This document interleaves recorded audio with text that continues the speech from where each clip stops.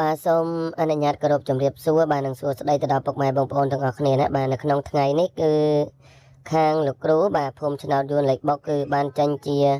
លេខតម្រុយបាទគឺជាលេខ free ចែកជូនឲ្យពុកម៉ែបងប្អូនទៀតហើយណាបាទអញ្ចឹងពុកម៉ែបងប្អូនដែលបានចូលមកទស្សនាពុកម៉ែបងប្អូនជួយ like ជួយ share បាទជួយ like ជួយ share ម្នាក់មួយផងណាពុកម៉ែបងប្អូនទាំងអស់គ្នាបាទសូមឲ្យជួយ like ជួយ share ម្នាក់មួយផងបាទហើយសម្រាប់ពុកម៉ែបងប្អូនដែលគាត់ចង់បានលេខដែលច្បាស់ចង់បានលេខដែលល្អបាទលេខពិសេសពុកម៉ែបងប្អូនអាចធ្វើការតាក់ទងមកជួបជាមួយនឹងលោកគ្រូផ្ទាល់ណាបាទជួបជាមួយនឹងលោកគ្រូផ្ទាល់ពុកម៉ែបងប្អូននឹងទទួលបានលាភបានជ័យពីលោកគ្រូហើយពុកម៉ែបងប្អូនបាទព្រោះអីលោកគ្រូមានលេខល្អសម្រាប់នឹងចែកជូនឲ្យពុកម៉ែបងប្អូនបាទមិនថាលេខបុកមិនថាលេខគៀកម៉ោងលេខអីទេណាបាទអញ្ចឹងពុកម៉ែបងប្អូនអាចធ្វើការឆាតមកបានណាបាទលេខទូរស័ព្ទ09 កុដ521298ពុកម៉ែបងប្អូនអាចធ្វើការតាក់ទងមកបានបាទសូមអរគុណ